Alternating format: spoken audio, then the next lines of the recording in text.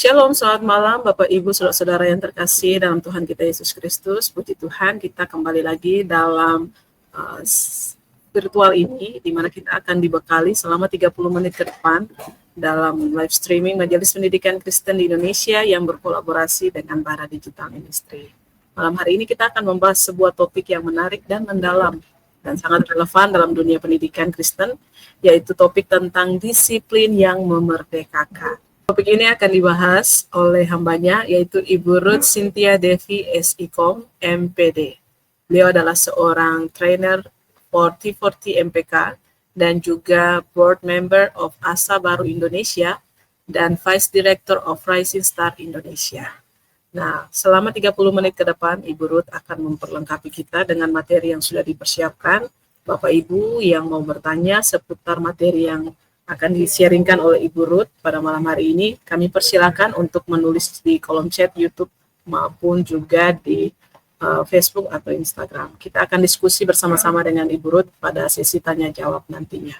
Nah, sebelum saya serahkan kepada Ibu Ruth, kita berdoa mohon pimpinan kuasa Roh Kudus. Mari kita berdoa. Bapak yang baik, kami mengucap syukur untuk waktu dan kesempatan yang Kau berikan pada kami.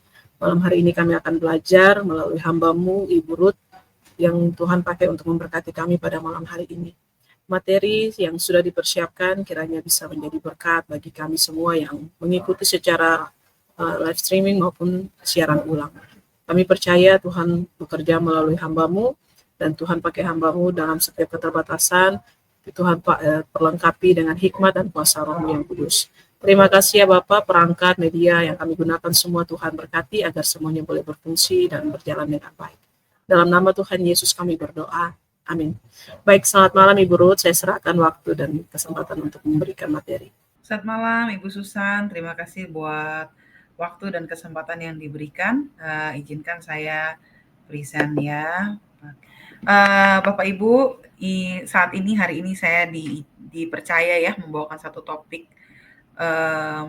untuk membantu kita, mudah-mudahan ya bisa membantu kita sebagai para pendidik dan educator.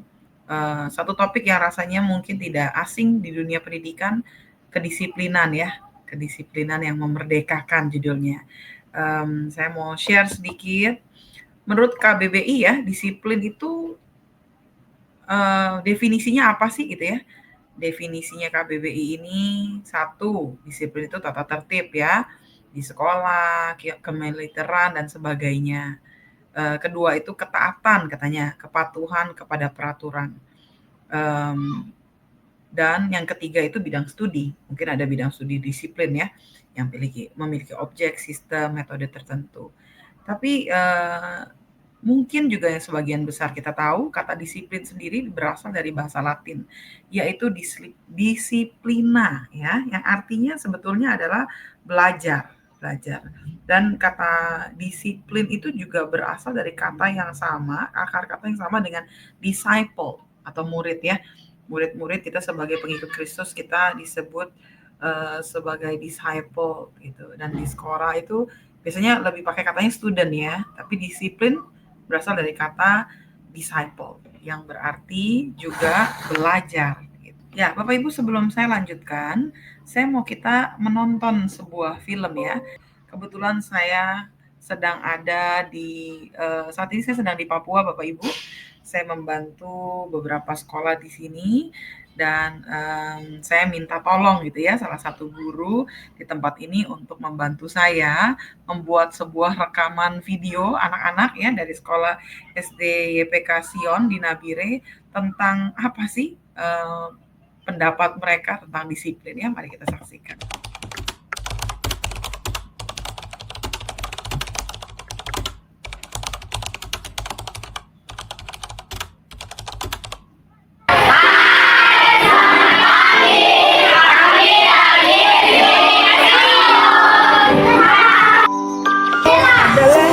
Contohnya bangun tidur tepat waktu. Matias Adalah masuk sekolah tepat waktu. menghargai ibu guru. Pakai baju yang sesuai dengan sekolah. Harus bangun pagi. Harus Enggak. Kenapa nggak enak? Karena tidak bisa bebas. Tidak bisa bebas. Oke. Menurut saya disiplin itu nggak enak gara-gara kita tidak bisa bebas dari apa yang kita mau. Iya. Nggak enak kalau disiplin karena ya sama kayak mereka Ya. tidak bisa terlalu bebas. Tidak bisa terlalu bebas. Oke. Akan menjadi anak yang lebih baik. Kita akan menjadi anak yang taat pada aturan. Oke. Kita akan menjadi sukses di masa depan. Iya, mantap. Kita akan menjadi anak yang rajin.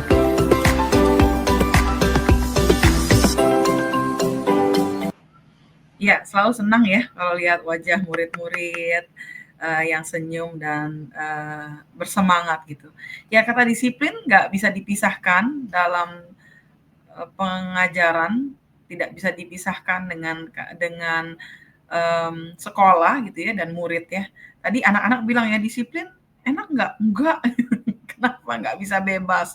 Betul ya Bapak Ibu ya. Banyak dari kita atau banyak dari anak-anak itu tidak suka yang namanya disiplin gitu. Karena buat mereka mengekang mereka, tidak bebas. Makanya topik hari ini sebetulnya seolah-olah kontradiktif ya. Disiplin kok memerdekakan gitu. Disiplin tuh gak enak. Disiplin itu membatasi kita dengan banyak hal gitu. Tapi kenapa disiplin itu bisa memerdekakan? Ada satu video singkat lagi yang saya mau kita lihat sama-sama lihat.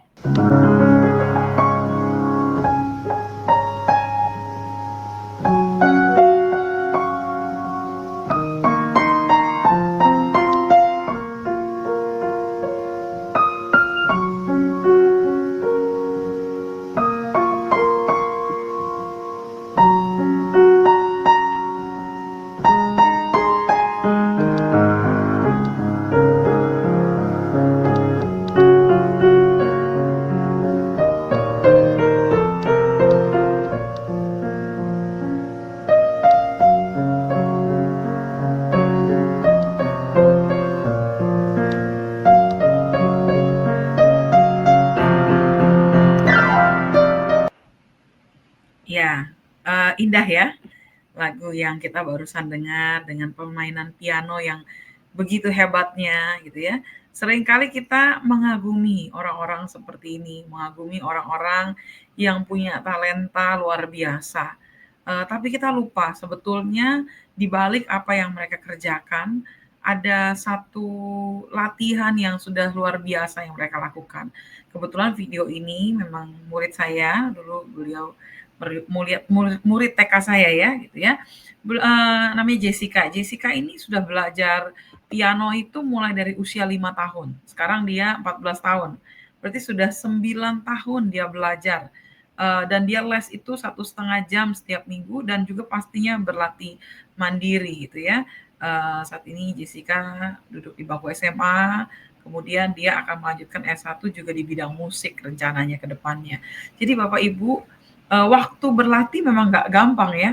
Kayaknya mungkin pasti ada masa capeknya, lelahnya, apalagi waktu awal-awal kita baru belajar sesuatu, frustasi.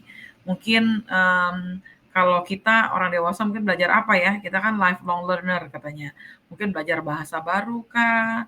Atau belajar teknologi baru, sekarang AI dan lain sebagainya. Waktu pertama kali kita belajar dan kita nggak bisa atau sulit, itu memang sesuatu yang rasanya tidak enak ya, tidak nyaman. Sesuatu yang kita merasa kita terpaksa melakukannya. Ada batasan-batasan kita nggak bisa gitu melakukan sesuatu.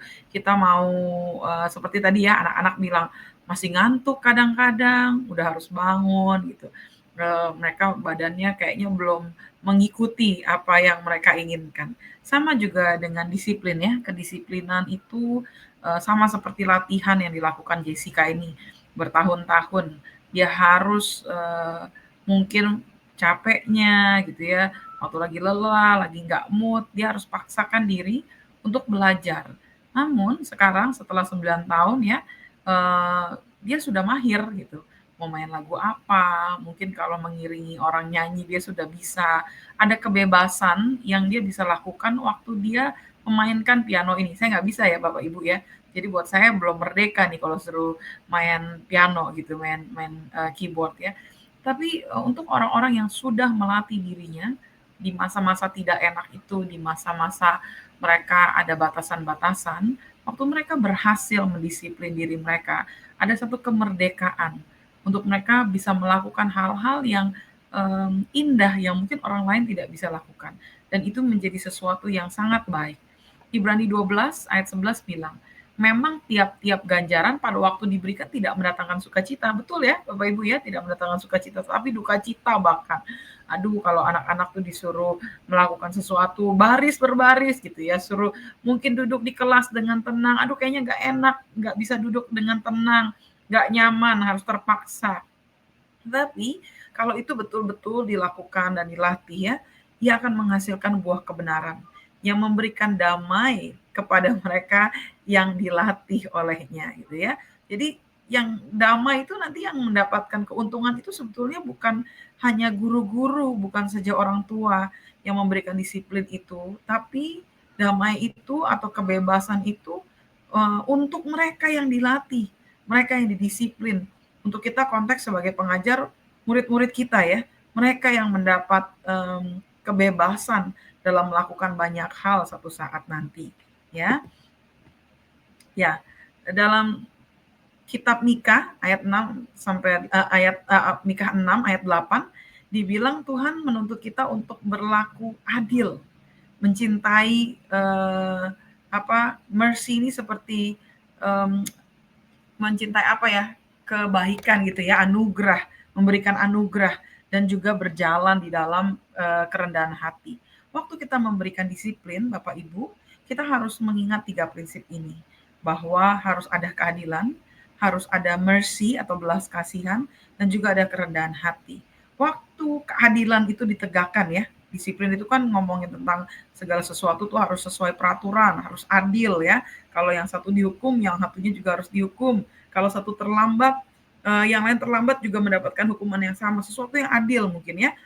Itu harus adil. Kalau enggak, nanti akan terjadi kecemburuan gitu ya, atau ada kemarahan dari pihak anak-anak murid kita. Tapi juga harus ada belas kasihan di dalamnya. Mungkin waktu anak itu terlambat, ada masalah-masalah yang dia lakukan atau terjadi bukan karena keinginannya gitu ya. Misalnya ada orang tuanya mungkin di rumah tidak dalam keadaan kondusif, anak ini menjadi korban gitu dari permasalahan keluarga atau lain sebagainya, atau mungkin terjadi hal-hal yang tidak diinginkan ya, harus ada di dalam keadilan itu juga harus ada belas kasihan di dalamnya dan juga sebuah kerendahan hati di mana guru-guru yang membimbing juga orang-orang yang melakukan teladan di dalamnya ya. Jadi harus adil, harus ada belas kasihan dan juga harus ada kerendahan hati dalam melakukannya. Kalau hanya adil-adil saja, tidak ada kerendahan, tidak ada belas kasihan atau kerendahan hati, akhirnya kita jadi otoriter ya. Kita jadi mungkin pemerintah tangan besi gitu ya. Apapun alasannya kalau sudah melanggar dihukum gitu ya. Mungkin seperti itu ya. Tapi kalau hanya ada belas kasihan tanpa adanya keadilan, akhirnya mungkin respect ya dari murid-murid atau rasa hormat itu hilang gitu. Karena setiap kali ada peraturan dilakukan, dilanggar, ya nggak apa-apa deh, kasihan ya. Tapi Bapak Ibu kita harus ingat ya tadi ya prinsipnya ya, bahwa itu akan memberikan kemerdekaan untuk murid-murid kita, memberikan satu kebebasan walaupun saat ini mungkin tidak enak. Mungkin kalau yang anak-anak kelas kecil yang TK ya, anaknya mungkin nangis, mungkin mereka merasa tidak nyaman, mungkin tantrum gitu ya, mungkin anak-anak yang early childhood tuh bisa tantrum gitu, atau yang kelas besar mereka memberontak, mereka tidak suka dikontrol, tidak suka dilakukan disiplin. Mungkin kadang-kadang guru-guru juga harus menghadapi orang tua gitu ya. Tapi kita harus mengingat prinsip ini bahwa kedisiplinan yang dilakukan itu akan membawa kemerdekaan. Bukan saja buat pendidiknya, bukan saja untuk orang tuanya, tapi secara khusus untuk anak murid itu sendiri ya. Nah, Bapak Ibu saya ambil gambaran ini atau kisah ini dari foundational course yang dipakai oleh Teaching for Transformation di bab 4 ya. Kalau kita melihat kebun seperti ini, tentunya waktu kita menikmatinya enak ya. indah. Wah, saya suka makan sayur-sayuran seperti itu ya. Tapi saya nggak tahu cara menumbuhkannya. Saya cuma penikmat gitu. Tapi untuk sebuah taman atau sebuah bunga kah, atau buah, atau sayuran, atau sebuah kebun yang sudah seperti ini ya, yang seperti gambar yang kita lihat sudah dihasilkan, semuanya sudah hijau, bermekaran, tinggal dipetik gitu. Ada satu proses Bapak Ibu yang tidak mudah. Ada waktu di mana ada penantian sampai tanaman ini, sayur, buah, bunga bisa dinikmati ya. Pertama ada proses penanaman ya. Kalau nggak ada yang nanam, nggak mungkin tumbuh. Tapi bukan hanya sampai di sana, menanamnya mungkin sebentar. Yang lama adalah perawatannya. Sebuah kebun atau pohon atau tanaman itu biasanya harus ada pemberian air yang cukup, nggak boleh terlalu banyak, tidak boleh terlalu dikit gitu ya. Setiap tanaman punya ciri khas masing-masing. Ada yang harus airnya mungkin setiap hari, ada yang seminggu sekali, ada yang sebulan sekali ya. Setiap tanaman berbeda-beda. Matahari juga ada yang tidak boleh terlalu lama di bawah sinar matahari, harus ada yang ditutup gitu ya, atau harus ada yang setiap siang ada sinar matahari, atau yang sepanjang hari. Berbeda-beda. Tanah juga, dalam proses membuat tanah itu harus digemburkan, ada pemberian pupuk ya, lalu ada pencegahan penyakit dari setiap tanaman-tanaman ini, mungkin dikasih pestisida alami gitu ya, ada obat-obatan yang diberikan, mungkin ada tanaman-tanaman liar yang harus dicabut, mungkin bunga-bunga atau tanaman ini harus dipangkas sedikit demi sedikit ya, supaya dia bisa berbunga atau berkembang dengan lebih baik. Lalu juga harus ada pagar. Lihat ya di gambar yang kita lihat ini, mereka dikasih tempat ya, setiap tanaman tuh ada batasan-batasannya. Mungkin supaya apa? Mungkin satu, untuk juga membantu tanaman ini lebih rapi. Bisa juga supaya nggak dicuri orang ya. Bukan cuma binatang, tapi orang juga kadang-kadang suka ambil ke kebun orang gitu ya, memetik apa yang mereka tidak tanam. Baru nanti setelah semua itu dikerjakan, baru kita bisa memanen atau menikmati hasilnya. Ya, Bapak Ibu, ini sebetulnya adalah sebuah gambaran sebagaimana tukang kebun merawat kebunnya, demikian juga kita, Bapak Ibu guru atau para pendidik, harus menjaga dan merawat murid-murid kita, harus menjaga dan merawat setiap orang-orang yang Tuhan percayakan untuk kita didik dan kita asuh ya. Waktu dalam proses penanaman, perawatan, memanen, kita harus tahu bahwa setiap murid-murid kita berbeda, punya cara yang berbeda untuk dirawat, dan juga harus ada batasan-batasan. Mereka tidak bisa dibiarkan begitu saja. Kalau nggak jadi tanaman liar, kalau nggak mereka akan bertumbuh sendirinya ya, tidak bisa maksimal secara produktif. Mungkin tetap akan tumbuh, tapi tidak maksimal, Bapak Ibu, dan mungkin tidak seindah taman yang kita lihat di gambar ini ya. 1 Korintus 10 ayat 23 bilang bahwa segala sesuatu diperbolehkan benar, tapi bukan segala sesuatu berguna. Segala sesuatu diperbolehkan benar, tapi bukan segala sesuatu membangun. Memang anak-anak ini bisa dibiarkan begitu saja, biar mereka bertumbuh dengan sendirinya. Tapi akhirnya mereka akan jadi sesuatu yang tidak lagi mencapai potensi ilahi yang Tuhan inginkan dalam hidup mereka. Mereka tidak lagi jadi orang-orang yang bisa meraih seturut dengan apa yang Tuhan sudah berikan dalam kehidupan mereka. Ya Bapak Ibu ya, oleh karena itu sebagai guru-guru, sebagai para pendidik, kita harus mengajarkan dan mengerti betapa pentingnya disiplin itu. Pertama tentunya untuk diri kita sendiri ya, kalau kita tidak memberikan contoh bagaimana kedisiplinan itu bisa dilihat oleh murid-murid kita dan dipraktekkan. Pertama dari kita dulu. Apakah kita sudah mendisiplin diri kita sendiri? Atau jangan-jangan kita juga produk dari pendidikan yang membuat kita tumbuh liar begitu saja ya.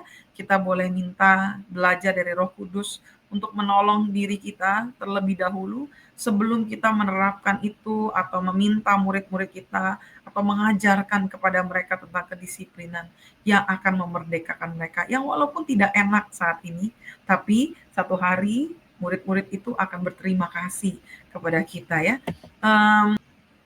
Ya Bapak Ibu, ini adalah tips-tips untuk dorongan ya, atau tadi perawatan yang kita bisa berikan. Salah satu perawatan yang kita bisa berikan dalam menumbuhkan murid-murid kita adalah sebuah positive reinforcement atau encouragement atau mungkin dorongan ya.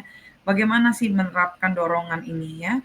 Pertama harus adil Bapak Ibu, walaupun memang mungkin ada beberapa anak-anak yang kalau kita masuk ke dalam kelas tuh, aduh sebelum masuk kita sudah tarik nafas, sudah mungkin bikin kita sakit kepala gitu ya, bikin kita capek gitu ya. Kita harus ingat bahwa tugas kita sebagai pendidik adalah menemukan potensi-potensi dari anak-anak ini, melihat bahwa setiap mereka punya potensi, mereka punya kelebihan dan kemampuan masing-masing.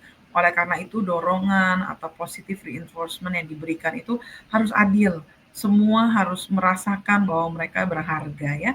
Kedua harus spesifik Bapak Ibu. Jadi diberikan bukan hanya sekedar oh bagus ya, good job gitu ya. Tapi spesifik apa yang Bapak Ibu mau dorong, apa yang Bapak Ibu mau angkat di dalam kelas itu atau Bapak Ibu mau tekankan untuk anak ini bisa menjadi lebih baik di hal-hal yang Ibu Bapak sebutkan. Misalnya kalau untuk kelas ya kita bilang ya, wah terima kasih ya hari ini kamu sudah datang jauh lebih pagi dari kemarin, kamu tidak terlambat lagi, misalnya seperti itu ya. Atau mungkin anak-anak yang kecil, waktu di usia kecil ya, waktu mereka mewarnai dengan baik, kita bilang, wah ibu suka ya, kamu bisa mewarnai di dalam garis, tidak keluar garis, warnanya penuh sekali ya dalam gambar ini gitu, misalnya seperti itu ya. Jadi spesifik Bapak Ibu, bukan hanya sekedar good, baik gitu ya, tapi secara spesifik supaya itu bisa mendorong anak itu bisa mengerti ini loh yang diharapkan, ini loh hal-hal baik yang dia gurunya atau para pengajar itu butuhkan dari anak ini untuk bertumbuh dan belajar. Lalu juga bisa diberikan dalam berbagai bentuk. Kita tahu ada 5 love language ya, bukan saja dari kata-kata, tapi mungkin dari bahasa tubuh kita, waktu kita tangan kita begini gitu ya, waktu kita tersenyum, mata kita berbinar mungkin melihat anak itu melakukan sesuatu yang sebelumnya dia nggak bisa ya. Juga bisa bentuk dengan kata-kata, tulisan mungkin Bapak Ibu. Mungkin kita bisa tulis note kecil, pendek ya, taruh di meja anak itu, atau pagi-pagi kita sudah letakkan itu di bawah meja mereka gitu ya. Hadiah-hadiah kecil yang bukan harus barang-barang yang harus dibeli mewah, hanya stiker itu kadang-kadang ya, gurunya itu waktu memberikan stiker itu berharga sekali untuk murid-muridnya. Mungkin ya, itu mungkin murid-murid yang usia kecil. Kalau yang besar mungkin apa ya, mungkin ada pembatas Alkitab ya, kata-kata dorongan dan lain sebagainya. Kita juga harus lihat usaha dan prestasi mereka ya, bukan saja hal-hal yang selama ini kita kan fokusnya mungkin sesuatu yang jelek gitu, sesuatu yang aduh kamu kok terlambat terus, atau aduh kamu ini tidak mau mengerjakan PR, atau kita tegur karena dia berisik dalam kelas. Tapi kita sekarang harus melihat usaha-usaha mereka apa dalam setiap kelemahan mereka atau hal-hal yang kita melihat anak ini kurang. Tapi kalau dia berusaha dan dia menunjukkan satu peningkatan, itu harus kita hargai Bapak Ibu. Jangan hanya melihat hal-hal yang negatif dari anak itu. Orientasinya pada tujuan. Yang tadi ya diberikan spesifik itu supaya tujuannya Bapak Ibu jelas maunya anak ini apa ya. Tujuannya supaya untuk pertumbuhan pastinya. Tepat waktu, jangan ditunda-tunda Bapak Ibu. Oh dalam hati aja kita lihat, oh iya ya, hebat juga ya anak ini ya. Tapi ucapkan saat itu, katakan saat itu juga. Supaya anak itu bisa ditangkap pada waktunya ya, diberikan sebuah, mungkin kalau kata Firman bilang, apel emas di atas pinggan perak. Wah, tepat waktunya. Lalu tulus ya Bapak Ibu, jangan dibuat-buat, atau hanya, oh karena saya harus bikin pujian ya, saya sudah bikin skenario gitu. Tapi tulus, sungguh kita melihat potensi mereka, kita melihat usaha yang dia lakukan. Dan tujuannya harus selalu tentang pertumbuhan, harus untuk membawa mereka kepada sesuatu yang lebih baik. Jadi Bapak Ibu, waktu kita memelihara murid-murid kita di taman Tuhan, kita harus tahu bahwa disiplin yang kita lakukan itu memerdekakan mereka. Jadi jangan karena kita sudah memberikan sebuah peraturan, lalu kita merasa, aduh kasihan nanti kalau kita kasih hukuman gitu ya.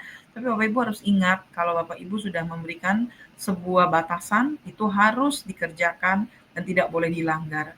Berikan mereka dorongan-dorongan yang baik, supaya mereka boleh dilatih, diajar gitu kan ya, tugasnya kita sebagai guru-guru melatih mereka, mengajar mereka supaya mereka boleh mencapai tujuan dan panggilan ilahi yang Tuhan tetapkan dalam kehidupan mereka. Dan mereka boleh menikmati kemerdekaan sejati. Sampai satu hari bangun pagi itu bukan sesuatu yang sulit lagi untuk mereka. Mengerjakan tugas itu bukan sesuatu lagi yang memberatkan mereka. Untuk mencapai sesuatu, belajar itu bukan lagi sesuatu yang menyebalkan buat mereka. Tapi segala sesuatu yang sudah dilatih, sudah diajar, itu akan membawakan mereka kemerdekaan. Dan mereka akan fasih, membawa diri mereka, memenuhi panggilan mereka, bukan hanya untuk diri mereka sendiri, tapi juga untuk kepentingan tubuh Kristus. Ya, sekian dari saya mungkin, Bu Susan, terima kasih sudah mendengarkan. Wah, luar biasa. Terima kasih Bu Ruth untuk menyampaikan materi yang sangat luar biasa pada malam hari ini. Kita sudah dibekali dengan materi yang Ibu Ruth sampaikan. Kita langsung saja kepada pertanyaan yang sudah masuk di Bu Ruth. Kita akan diskusi mungkin 1-2 pertanyaan saja yang akan saya sampaikan pada sesi diskusi ini. Yang pertama Ibu Ruth, pertanyaannya tentang secara praktis, bagaimana sekolah menyeimbangkan penerapan kasih yang memulihkan dengan ketegasan kebenaran standar moral Kristen ya Bu ya, atau standar moral Kristen dalam proses disiplin. Apakah ketegasan harus selalu berupa hukuman? Ya, mungkin yang paling pertama kita harus tahu orientasinya ya. Sekali lagi bahwa kedisiplinan itu bukan untuk menghukum, tapi untuk menolong gitu, untuk menolong murid ini mencapai tujuan yang mereka inginkan satu hari nanti. Jadi apakah ketegasan itu harus berubah hukuman? Tidak harus, tapi bisa jadi gitu ya. Karena waktu kita memberikan satu batasan, kita harus buat dulu peraturan yang disepakati bersama-sama ya, supaya anak-anak itu tahu waktu ada peraturan dibuat, ada aturan atau ada kesepakatan kelas yang dibuat itu bukan hanya untuk kepentingan dirinya sendiri, tapi juga untuk kepentingan bersama. Jadi waktu dia langgar itu tentunya bukan hanya dia yang dirugikan, tapi orang lain juga. Sehingga dalam proses tadi prinsip keadilan itu harus ada tindakan yang diambil gitu. Jadi kalau memang harus diberi hukuman, ya mungkin ya kita sebutnya biasanya kalau diperhalus tuh konsekuensi. Konsekuensi. Karena kalau kita tidak melakukannya, konsekuensi itu kan tetap akan terjadi. Paling beratnya mungkin mereka akan masuk penjara dan lain sebagainya ya nanti kalau di masyarakat begitu. Jadi hukuman itu memang mereka harus diajar bahwa ada hal-hal yang akan membawa mereka atau mendatangkan sebuah konsekuensi untuk mereka kalau mereka melanggar. Begitu. Mudah-mudahan menjawab pertanyaannya, Bu Susan. Oke, Ibu. Terima kasih. Kita lanjut ke pertanyaan yang kedua. Atau pertanyaan yang terakhir. Karena kita cukup terbatas dengan waktu, jadi saya membatasi saja. Langsung ke pertanyaan terakhir ya, Ibu. Ini pertanyaannya tentang jika disiplin di lembaga pendidikan Kristen berlandaskan pada Alkitabiah, yaitu didikan kasih yang memulihkan dan memerdekakan. Mengapa praktek di banyak lembaga pendidikan Kristen justru didominasi oleh pendekatan yang retributif, yang otoriter, yang sering menghasilkan luka psikologis atau ketakutan permanen terhadap otoritas rohani, bahkan menyebabkan deconstruction atau peninggalan iman bagi banyak murid. Ini banyak trauma yang terjadi juga justru di lembaga pendidikan Kristen, Bu. Ya, mungkin itu memang ya sesuatu yang kita masih doakan bersama-sama. Karena sekalipun kita mengatakan diri kita adalah lembaga Kristen, isinya masih adalah orang-orang yang berdosa, gitu ya, khususan. Oleh karena itu memang para pemimpin itu harus betul-betul aware ya. Seorang pemimpin, guru gitu ya di dalam sekolah itu harus aware bahwa kedisiplinan itu harus dilakukan dengan kasih. Tujuannya adalah untuk memperbaiki pribadi itu atau menolong pribadi itu untuk mencapai kepada tujuannya. Tapi memang disayangkan, itu memang masih terjadi, betul, menghasilkan luka-luka psikologis, ketakutan. Mungkin kalau ditanya mengapa, ya memang mungkin jawaban yang paling logis adalah karena kita semua manusia berdosa, gitu ya. Tapi kalau itu memang terjadi, apa yang harus kita lakukan? Satu, berdoa. Berdoa untuk para pemimpin, berdoa untuk para guru-guru kita ya, dan juga memberikan pelatihan-pelatihan untuk menyadarkan mereka. Kadang-kadang seringkali kita nggak sadar ya, kita melakukan hal yang salah. Oleh karena itu memang butuh sekali kesatuan tubuh Kristus, orang-orang yang mungkin punya otoritas yang lebih tinggi, pemimpin-pemimpin yang punya kebijaksanaan dalam berkata-kata, untuk menegur, untuk mengarahkan, untuk menolong tempat-tempat ini. Karena kita harus ingat bahwa lembaga pendidikan Kristen bukan hanya punya sebuah pribadi, tapi punya sebuah organisasi yang lebih besar, yaitu organisasi kerajaan Allah. Mungkin itu yang bisa saya jawab, Ibu Susan. Iya, baik, terima kasih Bu Ruth untuk jawaban yang sudah diberikan. Kita batasi hanya di 2 pertanyaan yang sudah masuk. Mungkin kalau ada pertanyaan-pertanyaan berikutnya, silakan saja disampaikan. Mungkin ada masukan yang Bapak Ibu mau sampaikan, silakan ditulis di kolom chat YouTube. Nanti kita bisa diskusi dan sampaikan kepada Ibu Ruth. Baik, saya serahkan kembali lagi ke Ibu Ruth untuk bisa closing statement dan bisa ditutup dalam doa. Baik, terima kasih Bu Susan. Tuhan kita terlebih dahulu melakukan kedisiplinan yang begitu luar biasa ya. Kedisiplinan yang membawa sebuah kemerdekaan. Dia tahu bahwa setiap sebuah hukum yang sudah dibuat itu membawa kepada sebuah konsekuensi. Dan Yesus sudah terlebih dahulu melakukannya buat kita. Dia mengambil semua dosa-dosa yang harusnya menjadi milik kita. Karena keadilannya tadi ya, adil, dia akhirnya mengambil bahwa dia tahu bahwa setiap hukum harus ditepati, harus ditaati. Kedisiplinan itu harus ada. Dia mengambil hukum-hukum itu dan menaruh pada dirinya sendiri. Tapi karena kemurahan hatinya yang begitu besar, karena belas kasihannya, dia ambil hukumannya itu buat dirinya sendiri.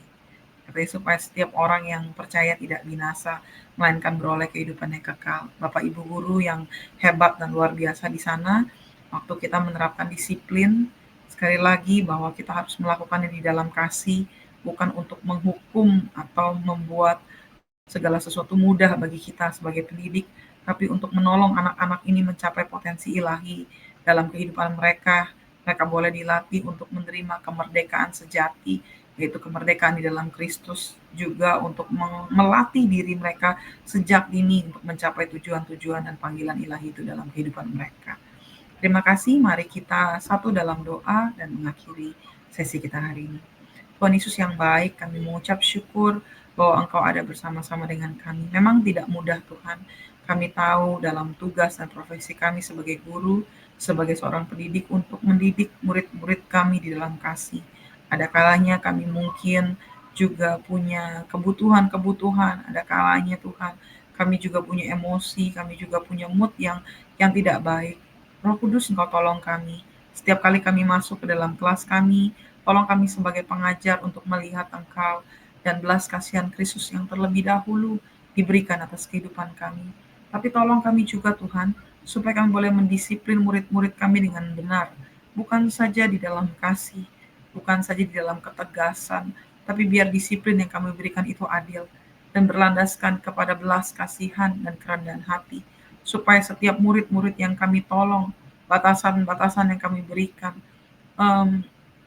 dorongan-dorongan yang kami berikan Tuhan, membantu mereka untuk mencapai tujuan dan panggilan mereka, memerdekakan mereka dari setiap hal-hal yang menarik mereka Tuhan untuk tidak bisa mencapai potensi ilahi dalam kehidupan mereka.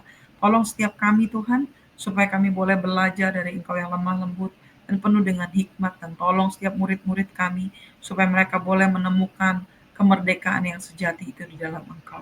Dalam nama Tuhan Yesus kami berdoa dan mengucap syukur. Haleluya. Amin. Ya, puji Tuhan, 30 menit kurang lebih kita sudah dibekali dan diberikan pencerahan oleh hambanya Ibu Ruth. Terima kasih banyak Ibu Ruth. Tuhan memberkati Ibu dalam setiap tugas tanggung jawab, pekerjaan, pelayanan yang Tuhan percayakan Bu.